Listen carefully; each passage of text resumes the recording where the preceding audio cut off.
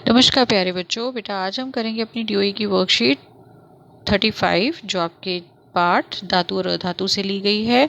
और बेटा जैसा कि हम अपनी लास्ट वर्कशीट में कर चुके हैं आयनिक यौगिक क्या होते हैं, उसी के कंटिन्यूएशन में आज हम आगे करेंगे आयनिक यौगिक और उनके भौतिक गुण। ठीक है बेटा, जैसे कि आप जानते हैं जो आयनिक यौगिक होते हैं वह आयंस के, जिसको हम कहते हैं ऋण आयन और धन आयन के एक के खोने से या प्राप्त करने से बनते हैं। तो परमाणु जो इलेक्ट्रॉन प्राप्त करते हैं उन्हें क्या बोला जाता है, ऋण आयन। और जो परमाणु इलेक्ट्रॉन खो देते हैं उनको हम क्या बोलते हैं, धन आयन। ठीक है, ये आपके ऋण आयन और धन आयन की परिभाषा है। ऋण आयन अधातु होते हैं बेटा, और जो धन आयन होते हैं वो ज़्यादातर धातु होते हैं। ठीक है, इसके अलावा आयन एक परमाणु या कई परमाणु और जटिल समूह भी हो सकते हैं।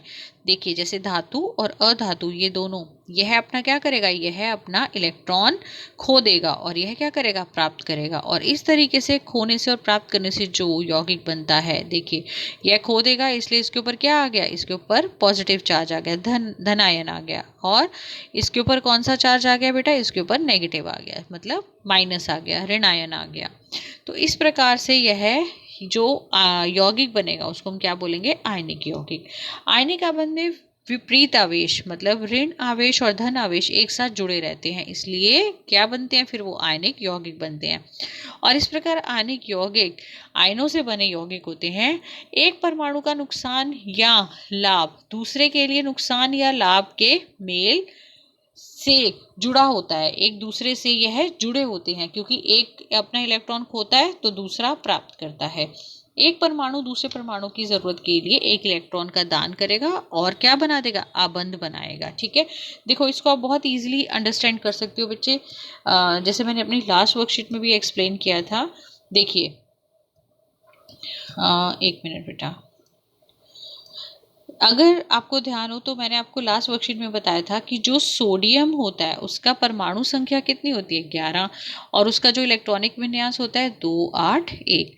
बच्चे यह इसके जो बाहरी कोश होता है उसमें एक इलेक्ट्रॉन होता है। ऐसे अगर मैं क्लोरीन की बात करूं तो उसकी परमाणु संख्या होती है 17, 2 8 और 7। इसके बाहरी कोश में कितने इलेक्ट्रॉन होते हैं, 7। अब देखिए ये क्या करेगा, ये इसके बाहरी कोश में एक इलेक्ट्रॉन और ये इसके बाहरी कोश में 7 इलेक्ट्रॉन। ठीक है, मैंने डिस्टिंग्विश करने के लिए अलग अलग बनाया। अब देखिए बेटा, हम सभी भी और ऐसे ही ये परमाणु भी सभी स्टेबल होना चाहते हैं। ठीक है, तो स्थिर होना चाहते हैं। तो यह स्थिर होने के लिए, परमाणुओं के स्थिर होने के लिए क्या कंडीशन होती है कि इनका जो बाहरी कोश है उसमें 8 इलेक्ट्रॉन, क्योंकि मैक्सिमम उसमें कितने आ सकते हैं, 8 इलेक्ट्रॉन आ सकते हैं। तो उनका बाहरी कोश या तो पूरा खाली होना चाहिए ताकि वो उत्कृष्ट गैसें जिनको हम कहते हैं उनका इलेक्ट्रॉनिक विन्यास प्राप्त कर सकें। ठीक है, तो उससे वो स्थिर हो जाते हैं। अब आप देखिए बेटा, अगर ये अपना एक इलेक्ट्रॉन लूज करके इसको दे देगा तो इसके पास ये वाला इलेक्ट्रॉन निकल गया, मतलब इसका ये वाला शेल रिमूव हो गया, तो बचा क्या, 2 और 8। तो ये इसका बाहरी कोश क्या है, अब कंप्लीट है। तो ये क्या बन चुका है, ये इसने अपना एक इलेक्ट्रॉन दान दे दिया, इसने खो दिया अपना एक इलेक्ट्रॉन।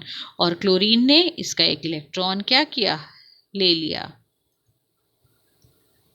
तो इसके पास अब कितने हो चुके हैं, 8 हो चुके हैं। पहले कितने थे, 7। तो अब ये भी स्थिर हो गया और ये भी स्थिर हो गया। और इसके ऊपर लेकिन किसका चार्ज आ गया, इसके ऊपर माइनस का चार्ज आ गया, ऋण आयन आ गया।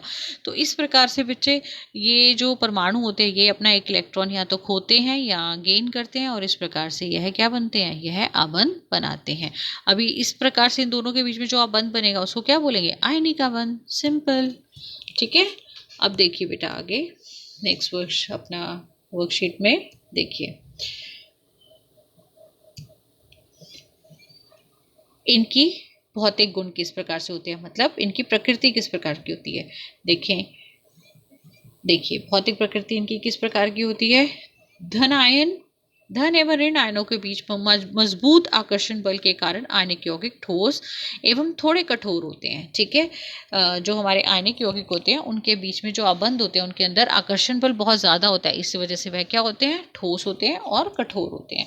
यह यौगिक सामान्यतः भंगुर होते हैं और दाब डालने पर टुकड़ों में टूट जाते हैं। बेटा भंगुर, जैसे आपने घर में अपना सोडियम क्लोराइड जो खाने का नमक होता है उसको देखा होगा, तो वो एक तरीके से भंगुर है। ठीक है, पाउडर फॉर्म में है, सॉलिड। और ब्रिटल सॉरी और टूट जाते हैं। ब्रिटल मतलब टूट जाते हैं, और ये थोड़ा सा भी दाब डालने पर टूट जाते हैं। और बेटे इनका गलनांक और क्वथनांक बहुत ज़्यादा होता है, क्योंकि इनके जो अंतर आयनिक आकर्षण होता है, क्योंकि जो इनके बीच में आबंध होता है, बॉन्ड होता है, वो बहुत स्ट्रांग होता है। उसको तोड़ने के लिए बहुत ज़्यादा ऊर्जा की आवश्यकता होती है। घुलनशीलता, बेटा यह पानी के अंदर घुलनशील होते हैं, और विद्युत सहसंयोजी यौगिक सामान्यतः जल में घुलनशील होते हैं, तथा केरोसिन और पेट्रोल में यह नहीं घुलते, यह अविलय होते हैं। उसके बाद बच्चे विद्युत का चालन, बिल्कुल यह विद्युत के सुचालक होते हैं, क्योंकि इनके अंदर क्या प्रेजेंट होते हैं, इनके अंदर आयनिक जो आयन्स होते हैं वह उपस्थित होते हैं, जो कि विद्युत का चालन करते हैं। देखिए बेटे, किसी विलयन के विद्युत के चालन के लिए आवेशित कणों की गतिशीलता आवश्यक होती है, लेकिन अगर यह ठोस में स्टेट में होंगे, ठोस फॉर्म में होंगे अपनी, तो यह विद्युत का चालन नहीं करेंगे। लेकिन जब यह अपने ठोस अवस्था को छोड़कर अपने जिसको आप कह सकते हैं मोल्टन फॉर्म में आ जाएंगे, जिसको हम इनकी कौन सी अवस्था कहेंगे हिंदी में, गलित अवस्था। जब ये गलित अवस्था में आ जाते हैं, तब यह विद्युत का चालन बहुत आसानी से करते हैं। ठीक है, तो किसी विलयन के विद्युत के चालन के लिए आवेशित कणों की गतिशीलता आवश्यक होती है। ठीक है, आयनिक यौगिकों के जलीय विलयन में आयन उपस्थित होते हैं। जब भी हम बेटा आयनिक यौगिकों को, सपोज मैंने ये NaCl है, इसको अगर आपने मैंने जल में डाल दिया तो क्या बन गया, यह जलीय विलयन बन गया। तो यह जलीय विलयन जो है, जब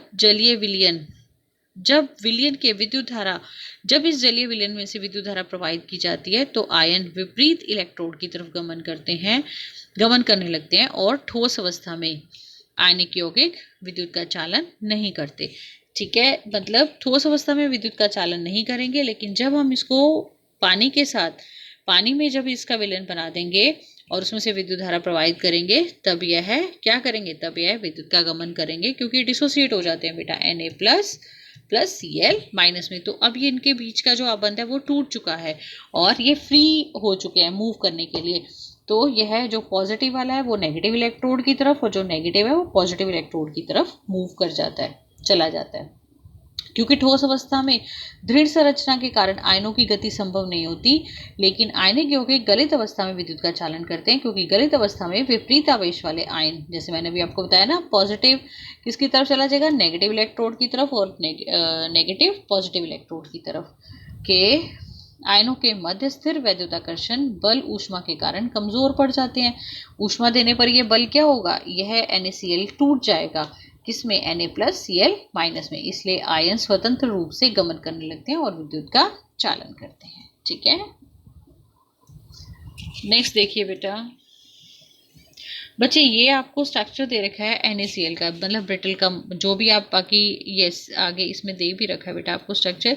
ये इन्होंने आपको आपका आयनिक यौगिक ही दिखा रखे हैं, और उसके एग्जाम्पल दे रखे हैं, जैसे सोडियम क्लोराइड और मैग्नीशियम क्लोराइड। और बेटा ये भी आपके आयनिक यौगिक हैं, sodium chloride, lithium chloride, calcium chloride, calcium oxide and magnesium chloride. बेटा ये याद करने की ज़रूरत नहीं है, ये यूजुअली एग्जाम में नहीं पूछा जाता। ठीक है, अब बच्चे ये इंपॉर्टेंट है, ये आप अपनी बड़ी क्लासेस में भी पढ़ेंगे। जैसे कि आपको दिखाया गया, ये है क्रिस्टल स्ट्रक्चर ऑफ, संरचना किसकी, NaCl के एक क्रिस्टल की।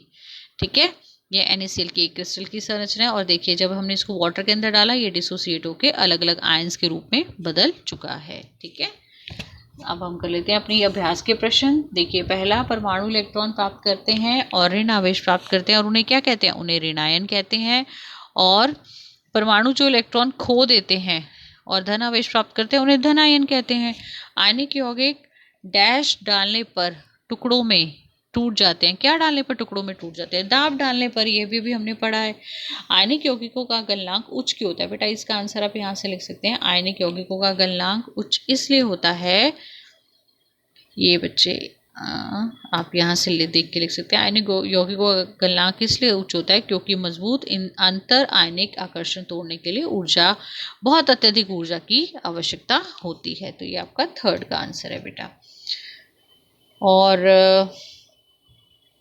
ये देखिए ये टूट क्यों जाती है, ये सेकंड का आंसर है। क्या डालने पर, दाब डालने पर। ठीक है, चलिए नेक्स्ट करें क्वेश्चन आगे।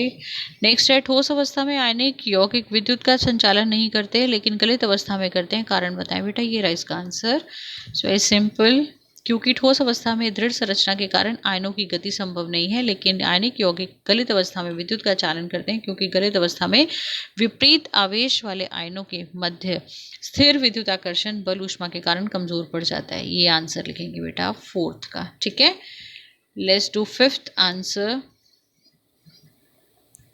आयनिक यौगिकों में विद्युत चालकता नामांकित चित्र के माध्यम से विस्तार से समझाइए। देखिए ये रहा बेटा इसका आंसर, या पूरा ये लिखेंगे भी और ये ड्रॉ भी करेंगे। ये फिफ्थ का आंसर। तो बेटे ये थी आज की आपकी वर्कशीट। उम्मीद करती हूँ आपको अच्छे से समझ आई होगी। बहुत आसान है, पहले भी आप पढ़ चुके हैं, तो रेलेवेंट कर आप उसको रिलेट करके पढ़िए तो आपके लिए आसान रहेगा। ठीक है, और जल्दी से अपना कंप्लीट करिए वर्कशीट। और अगर वीडियो समझ में अच्छे से समझ में आया है तो लाइक करो, शेयर करो with your friends and subscribe करो। थैंक यू बेटा, टेक केयर, बाय बाय।